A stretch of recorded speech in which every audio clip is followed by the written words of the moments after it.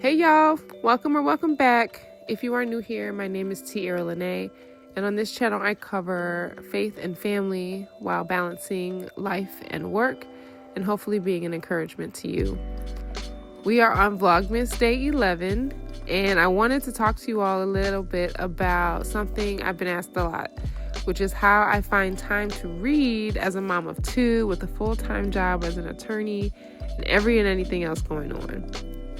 Listen, I am not out here reading 30 books a month. I really wish I could, but it's just not realistic for me. So I'm really just trying to stay connected to the things that make me feel more like me. So the first thing I had to do this year was lower the pressure around reading. I used to think that I needed the perfect quiet morning with a candle lit, a blanket, a whole hour of my time, and that just was not my reality. Now, if I can grab 5-10 minutes or a couple of pages while the girls are playing or fast asleep, then that counts for me. If I listen to an audiobook while I'm folding the laundry or doing the dishes, that counts. I just stopped trying to make my reading life look like Instagram or TikTok, and I just let it look like my actual life, what I could actually handle.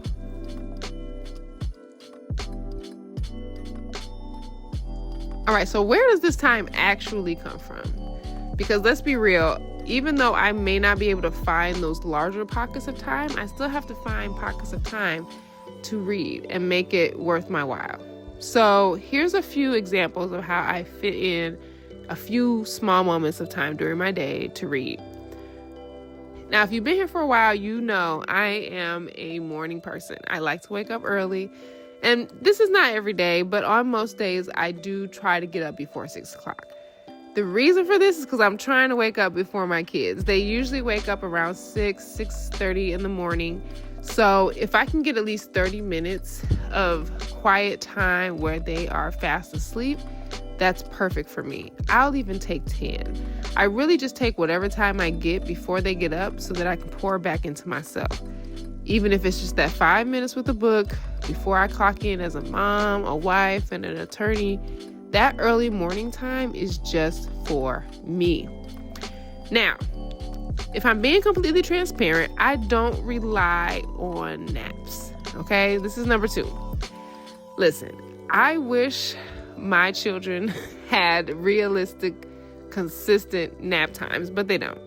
Sometimes those naps will be anywhere from 30 minutes to 2.5 hours.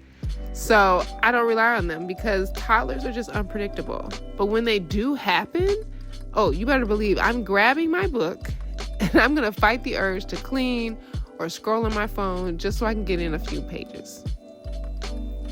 All right, let's talk about audiobooks. I know not everybody feels like audiobooks count as reading. So if that's you, maybe this tip is not for you. But this has definitely been the biggest game changer for me. First of all, I hate doing chores. I'm just going to keep it 100. I don't like dishes. I don't like cleaning or doing the laundry. No, thank you. That part of adulting, you can keep.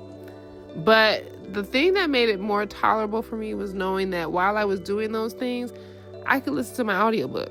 Now, depending on what my work schedule looks like that day, I may be able to find some time during my lunch break to read a few pages at work. Sometimes, if I'm working from home, I will read a few pages on my Kindle while I'm eating my lunch. But any breaks during the day that you get, even if it's just for a few minutes, go ahead and read. Now, in the morning, I get that time before the girls wake up. And at night, I will take that time when the girls go to bed. Sometimes after the girls do finally fall asleep, I'll grab my book instead of my phone. And again, this is not every night, but it's enough that I'm slowly getting through my TBR, which is ever growing. When I'm doing my night routine, I may play my audiobook while I'm washing my face or brushing my teeth. Basically, anytime I'm doing something that doesn't require much thinking on my part, I'm trying to figure out a way to include reading. The real secret here is to read what you want. Like I struggled so much with trying to read what other people were suggesting or what was super hyped at the time, when doing that made it harder for me to get into the enjoyment of reading because I was trying to get through books that I just wasn't enjoying. So I just stopped forcing myself to read them, and I became okay with DNFing books. I think one of my first videos on this channel, I talked about how I rarely ever DNF books. Baby, I am not in that season anymore. I will DNF that book ASAP, okay? If it's just not giving what it needs to give, I will DNF it. Or maybe I'll come back to it later. But I'm not going to give my time and energy to something that's just not fulfilling me. And it's actually going to make it harder for me to get into the act of reading if what I'm reading isn't something I enjoy. I'm reading for peace, not for performance. I'm going to choose the format that fits my life. So if I have the time and I'm able to sit with a physical copy of a book, I'll read my physical copy. If it makes more sense for me to grab my Kindle, then I'll grab my Kindle. And if it's me during a morning commute and I want to read my book, I'm going to listen to that audiobook. And yes, I do count that as reading. Now, I know I've kind of talked about my routine throughout the day, like how I'm able to read during certain pockets of my time. But there are also small habits that can help make this happen as well. A lot of the ways I try to maintain routine and ritual throughout my day is by stacking habits. This is something I learned through reading the Atomic Habits book by James Clear, and it's something that I've carried with me, especially when it comes to reading. So things that I'll do to make it easier for me to read or more accessible, I'll keep a book or my Kindle in my bag, or I'll leave the book out on the couch or wherever I sit in the morning so I can make sure it's right there and I can see it. Or when I make my bed in the morning, I'll leave the book on my pillow so that when I come back at night, it's right there. I need to make it accessible to me, so I'm giving myself permission to read in whatever moment that is where I see my book and I'm reminded, hey, you deserve this time. It doesn't have to be deep. It doesn't have to be aesthetic. It just has to happen. So, like I said, with everything I have going on, this is how I'm finding time to read right now. It's nothing magical. It's nothing perfect. It's just these little moments throughout the day that add up.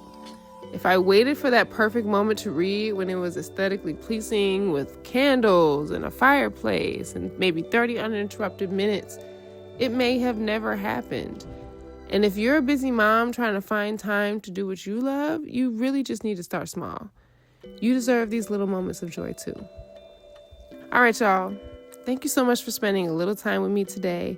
I hope this gave you some encouragement if you're trying to figure out how to read again in the middle of motherhood, work, and just life. And if you enjoyed this cozy, chatty vlog and you want more videos about books, mom life, and making time for yourself, go ahead and like the video and subscribe so you don't miss the next VLOGMAS upload. Thanks for watching. I'll see you tomorrow.